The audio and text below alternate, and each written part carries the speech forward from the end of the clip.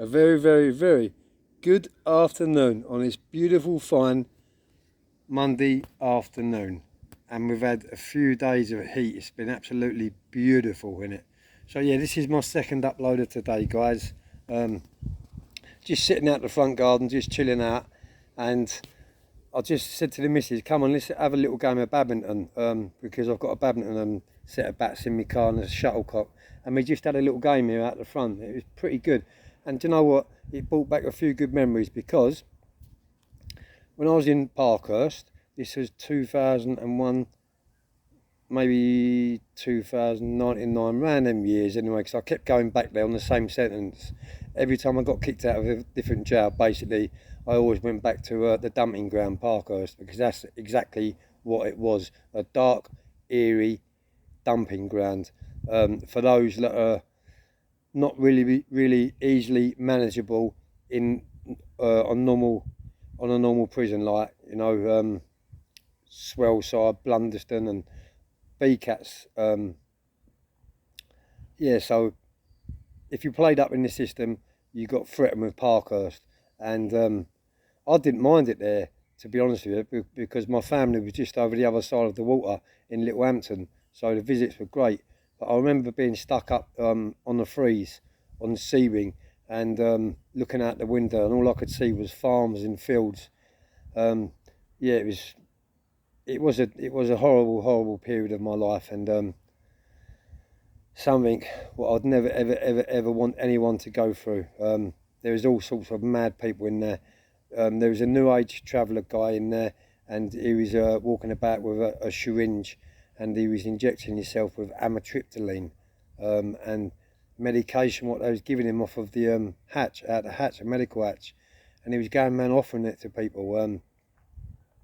And also, he used to carry it everywhere he went in his pocket. So if you had a little fallout with him, or had a little argument with him, you know, he wouldn't think twice of stabbing you up with that injection. And God knows what diseases what was in that syringe. But yeah, it's disgusting and absolutely despicable.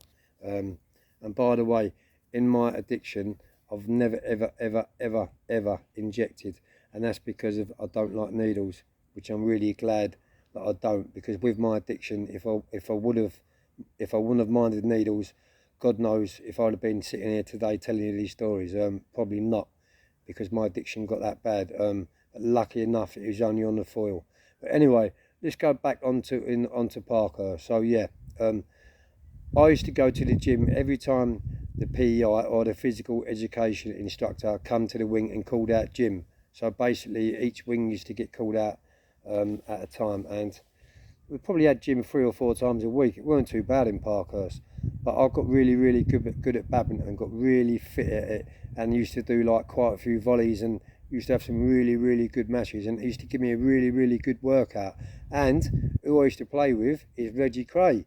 Yep, Reggie Kray. He was in his early 60s, and I used to train with him down the gym, as I said to you on my previous videos, on the punch bag and on the pads and bits and pieces like that. 'Cause he was a very fit man and a very good boxer and all, and he had a very good right, left and a right on him, and all combinations and uppercuts, and one up the solar plexus, and he had, you know, good body punches, good head movement, good body movement. He was a very wiry, fit man in his early 60s, and yeah, I got really friendly with him on the badminton court and down the gym. And he actually used to call me on C-Wing, when they called Jim, if I was in my Peter and the PEI come onto the landing and called Jim, Reggie would actually come up to my cell and say, "Joe, are you ready? You coming down the gym?" So I actually felt obliged to go down there, because he was such a legend. And not only that, it got me fit, it got me super fit. Why I didn't get no memorabilia or get him to sign anything like that, I just don't know. And that's probably because of when you're in the mix of it at that time, like, everyone's on the same level. So although he was a very well respected gangster throughout East London, whilst he was in jail, he was the same as us. Everyone was on the same level. No one was better than anyone. Money couldn't have got involved with it neither. Money wouldn't have helped you neither, because there's only so much private spend you can have sent into you, and you can spend each week. So everyone is on the same level, and prison is designed for things like that. But yeah, I mean, you have got the drug dealers in there you know, you go in their cells and they've got probably like 100 bottles of Lynx's, 100 bottles of like shower gels, and like 100 pot noodles and things like that, just literally throwing it in the screws' faces, and they wondered why after the time they got their cells spun and got chucked out of the jail. You know, it's like being a drug dealer outside and buying yourself a Porsche convertible and signing on not working. You know, it's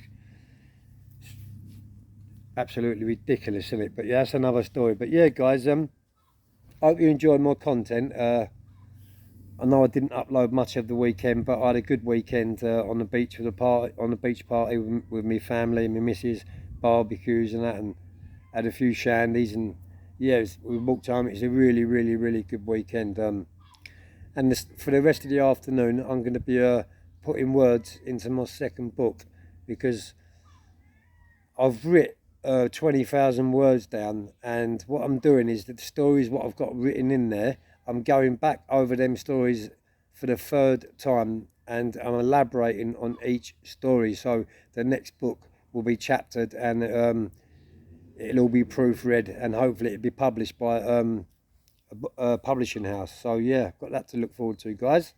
But a big shout out to everyone that's in recovery. As always, you've always got my support, and if you ever need to ring me or to message me for support, please don't hesitate to do that, because don't matter how busy I am during the daytime, I've always got time to help people that want to help themselves out, and that's the dead honest truth, guys. So hope everyone has a great day for the rest of the day. Stay nice and safe. It's very hot out today, so be careful in the sun, because although we love the sun, it's not till late at night when we sit down and we start getting headaches, and our bodies are boiling up, but we're freezing cold. Then we realise that we've got sunstroke. So make sure to put your sun cream on, guys.